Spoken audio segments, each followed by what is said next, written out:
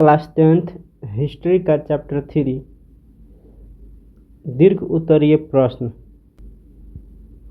Question number 1, Hind चीन उपनिवेश स्थापना का उद्देश्य क्या था? यानी हिंद चीन में उपनिवेश स्थापना का उद्देश्य क्या था? उत्तर, हिंद चीन उपनिवेश स्थापना का मुख्य उद्देश्य, इसमें 1 नंबर दिया है व्यापारिक सुरक्षा। फ्रांसीसी और अंग्रेजी कंपनी के बीच व्यापारिक प्रतिस्थापित और भारत तथा चीन से बिछड़े जा रहे थे। चूँकि हिंद चीन में अंग्रेज़ों का प्रभाव नहीं था, इसलिए फ्रांसीसी उपनिवेश बनाना चाहते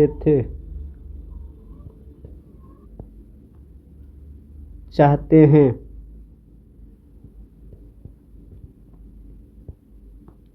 2 नंबर है आर्थिक कारण। वियतनाम कृषि प्रधान देश था जो चावल और रबड़ के मामले में बहुत आगे था। वह विभिन्न प्रकार के खनिज जस्ते कोयला, टीन, जस्ता, क्रोमियम आदि मौजूद था। इसका उपयोग कर फ्रांस बहुत आगे बढ़ सकता था। क्वेश्चन नंबर 2, माइली एक ही में रहेगा। माइली गांव की घटना क्या थी? इसका क्या प्रभाव पड़ा? उत्तर, माइली गांव की घटना।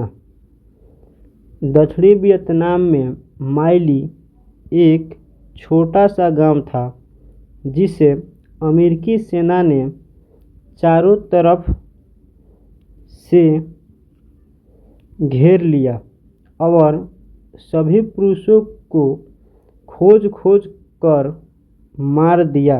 गांव की सारी औरतों और लड़कियों को बंधक बनाकर सामूहिक बलात्कार किया और गांव में आग लगा दिया। इसके बावजूद भी एक बूढ़ा व्यक्ति बच गया था जिसने पूरी दुनिया के सामने इस घटना को बताया। माइली हत्याकांड के चलते पूरे विश्व में अमेरिकी सेना की आलोचना होने लगी। लोग इन्हें गिरी हुई नज़रों से देखने लगे तो राष्ट्रपति निक्सन ने शांति के लिए 5 सूत्री कार्यक्रम की। क्वेश्चन नंबर 3, राष्ट्रपति निक्सन के हिंद चीन में शांति के संबंध में 5 सूत्री योजना क्या थी? इसका क्या प्रभाव पड़ा?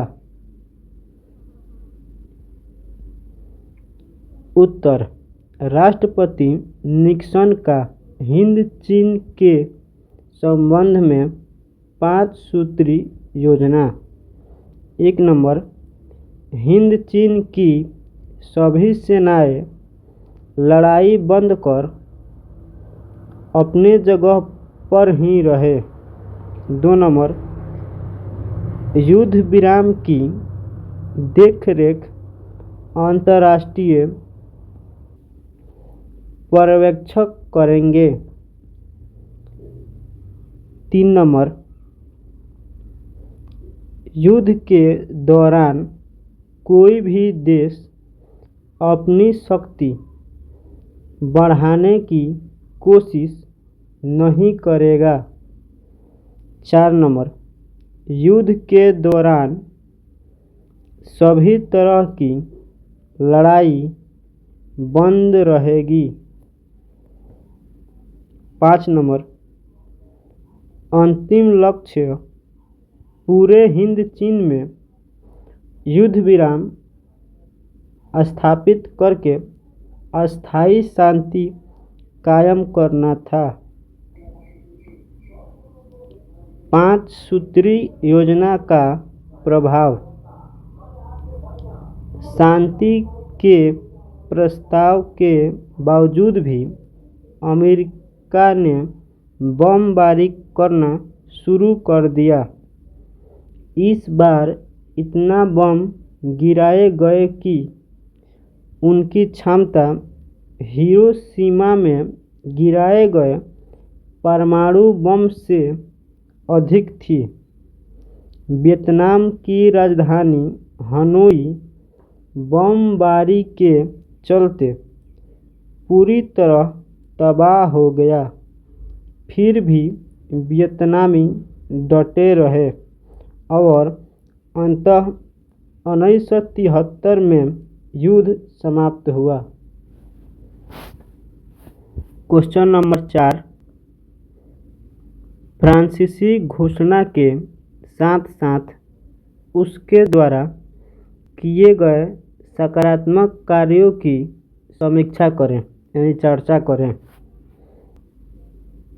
उत्तर, फ्रांसीसी घोषणा के साथ साथ कुछ सकारात्मक कार्य भी किए जो निम्नलिखित है। 1 नंबर, कृषि का विकास। फ्रांसीसियों ने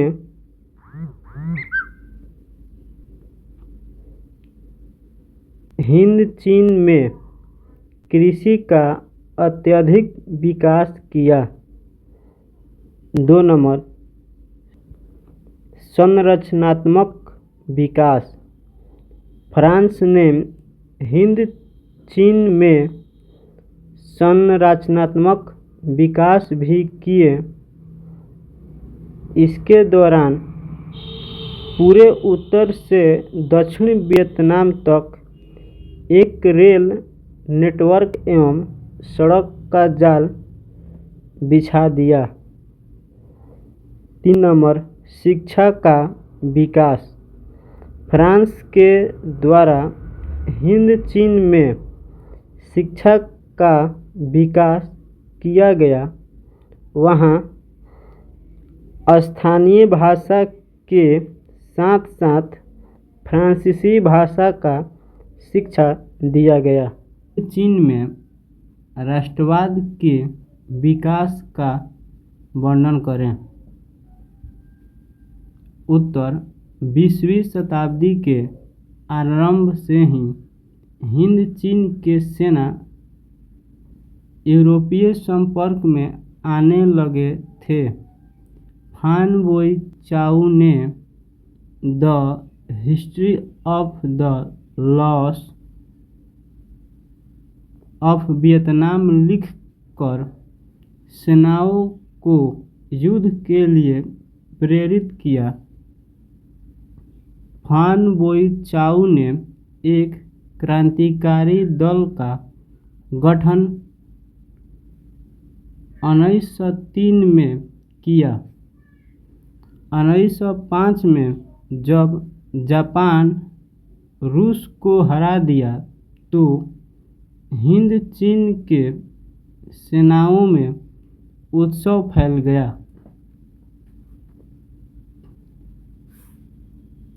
प्रथम विश्व युद्ध जब आरंभ हुआ तो हिंद चीन के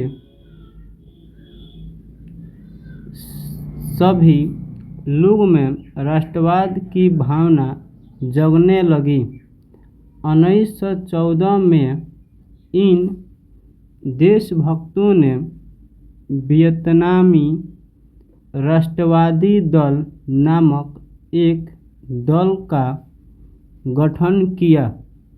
इस दल का पहला अधिवेशन कैंटन में हुआ। लेकिन फ्रांसीसियों ने इस दल को कुचल दिया, जिससे हिंद चीन के युवक लड़ने के लिए आगे बढ़े। इस प्रकार हिंद चीन में राष्ट्रवाद का विकास हुआ।